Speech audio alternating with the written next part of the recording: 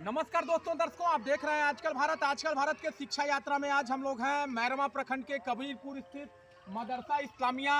ये जो अल्पसंख्यक बच्चे हैं उन्हें उर्दू की तालीम देने के लिए सरकार द्वारा प्रायोजित विद्यालय है। और इस विद्यालय में हम आपको दिखा दें किस तरह से घोर संसाधनों का अभाव है। यह विद्यालय तो है लेकिन ना तो पर्याप्त बिल्डिंग है, ना ही यहाँ के बच्चों के लिए शौचालय है। और यहाँ तक कि जो सरकार की सबसे महत्वाकांक्षी मध्याह्न भोजन योजना को संचालित करने के लिए जो मध्याह्न भोजन की रसोई है, उस रसोई को भी जैसे तैसे यहाँ के हेड मौलवी ने यहाँ अपने संसाधनों से निर्माण कराया। लेकिन बावजूद इसके जाड़ा गर्मी बरसात अगर छत के इस बिल्डिंग का जो संचालन है वह हो रहा है।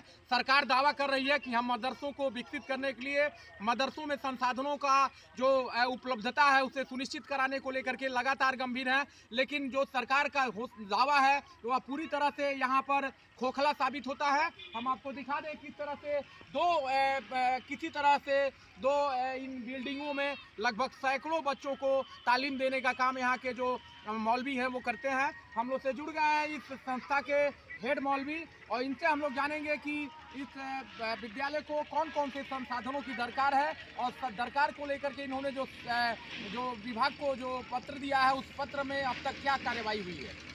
कितने दिनों से संचालित है यह मदरसा इस्लामिया कबीरपुर, जो यहाँ संचालन इसका हो रहा है, कितने वर्षों से हो रहा है? सर ये बहुत पुराना मदरसा है। 1977 से ये मदरसे का ये हुआ है और चल रहा है। और इससे पहले गांव में ये मदरसा चलता था, बाद में यहाँ पे आया। तो सरकारी मदरसा होगा ये? जी, अनुदान मिलता है, इसमें अनुदान मिलता है। तो आखिर इस मदरसे की दुर्दशा के जिम्मेदार कौन लोग हैं, बताइए। 2 बिल्डिंग है, सैकड़ों बच्चों की नामांकन है आपके यहाँ सर। तो इसका जिम्मेदार कौन है? सर इसके जिम्मेदार इस वक्त जो है सदर सेक्रेटरी का, सरकार का कहना है कि यहाँ की जो कमेटी है वो भवन बनवावे। तो हमारी कमेटी जो है ये जो भी दिख रहा है आपको, ये सब अपना पैसा लगा करके बनवाए हैं। कमेटी ने बनवाया जी, है? सरकार का इसमें कहीं कोई योगदान नहीं। नहीं सर है। सरकार के यहाँ से हमको यहाँ कुछ नहीं मिलता। सिर्फ बच्चों को जो खाना बनता है बस वही सरकार के यहाँ से पैसा मिलता है। और जो भी असातिज़ा यानी टीचर है उनका पेमेंट सरकार देती है। उसके अलावा हमको यहाँ कोई सुविधा नहीं है। भवन के लिए कहीं कोई अनुदान नहीं मिला है? जी सर, कुछ नहीं मिला। ये जो शौचालय का जो भवन हम लोगों ने देखा, शौचालय की स्थिति काफ़ी बदतर है। 100 बच्चों के लिए कितना नाकाफी साबित नहीं होगा ये शौचालय? जी, बहुत दिक्कत होती है। तो यहाँ आपने इसकी शिकायत विभाग को की है? जी, बराबर हमारे यहाँ जो भी बीओ साहब रहे उनको हम बताया। अभी बीओ मैडम आई हुई थी इंक्वायरी में, हमने उनसे भी कहा कि मैडम ये दिक्कत है। और उसके बाद जो अल्पसंख्यक कल्याण विभाग, वहाँ भी हमने लिखा कि ये दिक्कत है। सब लोग यही कहते हैं कि आपके ऊपर ध्यान दिया जाएगा। और हम लोकल लोगों से भी, इससे पहले जो हमारे विधायक जी थे उनसे भी हमने कहा, और अभी जो हमारे प्रमुख जी हैं उनसे भी हमने कहा और दिखाया भी कि आप देखिए। संजोग से इसी पंचायत से बिलोंग करते जी हैं? जी यहीं से पंचायत जी समिति जी सदस्य जी हैं? जी जी यहीं के रहने वाले हैं। हाँ। हम अपने मुखिया जी को बुलाए जो हमारे यहाँ के हैं, हमने उनको भी दिखाया। हम अपने सरपंच साहब को भी बुलाए, हमने उनको भी दिखाया। हमने अपने बीडीसी को बुलाया, उनको भी बुला करके दिखा दिया। सब लोग देखे और देख करके चले गए। अब बोले ठीक है, हम ध्यान देते हैं, इस पर काम किया जाएगा।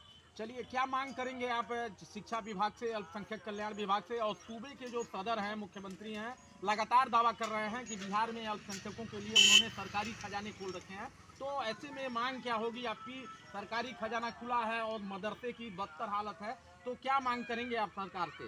सर सबसे पहले हम मांग करेंगे हमको भवन दिया जाए जिसमें बच्चे की अच्छी पढ़ाई हो। देखिए यहाँ पे रूम कम है, और कम से कम हमारे 8 क्लास चलता है, तो 8 क्लास एक ऑफिस 9 रूम चाहिए हमारे लिए। तब बच्चे की पढ़ाई होगी और एक ऑफिस होगा। जो भी विभाग से लोग चेक करने आते हैं वो कहते हैं आपका ऑफिस किधर है, तो हम दिखाते हैं बस ये रूम है, इसको ऑफिस माना, ये बच्चे की पढ़ाई की जगह माना। रसोई घर की हालत इतनी बुरी है, बरसात में इतना पानी लग जाता है कि खाना बनाने में इतनी दुश्वारी होती है कि बाहर निकाल करके फील्ड पे हम लोग जो है खाना बनवाते हैं। बच्चे को खिलाना है चाहे जैसे भी खिलावा है, लेकिन खाना हम लोग रोज़ाना बनवाते हैं। और रोज़ाना जो है हम लोग आते हैं, बच्चे भी हमारे आते हैं। लेकिन ये भवन हमारे पास नहीं है जिसकी दुश्वारी है, इसलिए हमें भवन और शौचालय कम से कम 2 चाहिए। लड़कियों के लिए अलग चाहिए, लड़का के लिए अलग चाहिए, लेकिन हमारे यहाँ ऐसा कुछ भी नहीं है। ये चापाकल सामने दिख रहा है सर, ये भी हम लोग अपने पैसे से इसको जो है हलवाए हुए हैं। इससे पहले 4-5 चापाकल था, वो भी लोग उखाड़ के लेके चले गए। मतलब चोरी हो गई? जी, चोरी हो गई। हमारे यहाँ से 4-5 टेबल था, वो भी चोरी हो गई। कुर्सियाँ चोरी हो गई। बच्चे ज़मीन पे बैठ रहे हैं, हमारे यहाँ कोई भी सुविधा नहीं। नाम बता दीजिए। जी, मेरा नाम है मोहम्मद रहमत अली रिजवी, मदरसा इस्लामिया कबीरपुर।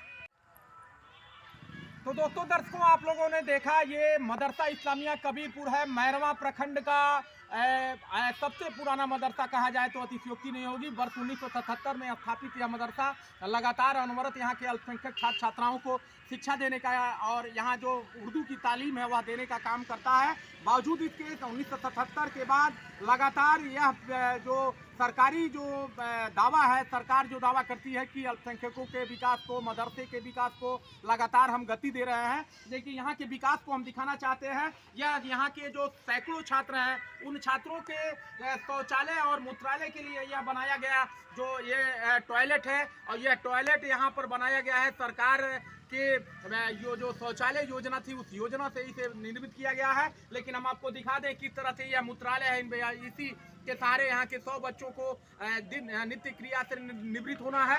दूसरा, हम ये शौचालय है, चूंकि 100 बच्चे पढ़ते हैं और यहाँ महज एक शौचालय है, और इसी शौचालय के भरोसे यहाँ के बच्चों का जो स्वच्छता का दावा है वह तार तार हो रहा है। हम आपको दिखा दें किस तरह शौचालय की हालत क्या है। इसे बने हम समझ रहे हैं कि अभी साल से 2 साल हुए हैं, लेकिन यह अपने बनने के साथ ही जर्जर स्थिति में आ गया है। और इसके बाद हम आपको दिखाएंगे किस तरह से यहाँ का जो मध्याह्न भोजन योजना को बनाने का जो भवन है, आपको हम दिखा दें किस तरह से इस भवन में, आधे भवन में किसी तरह से टीन शेड रख करके इस भवन का निर्माण कराया गया है। और इस भवन को आप देख सकते हैं किस तरह से इस भवन में आधे जो इसका जो टीन था, इस टीन को शायद चोरों ने चुरा लिया है। तमाम यहाँ पर दुश्वारियां हैं। आगे जो चापाकल था उस चापाकल को भी लगातार यहाँ के चोरों ने निशाना बनाया।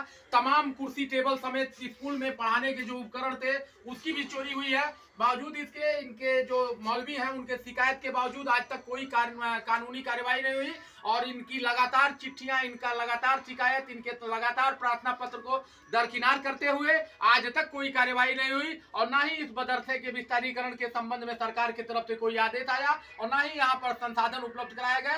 कैमरा पर्सन इमरान साथ में अशोक कुमार पांडे, आजकल।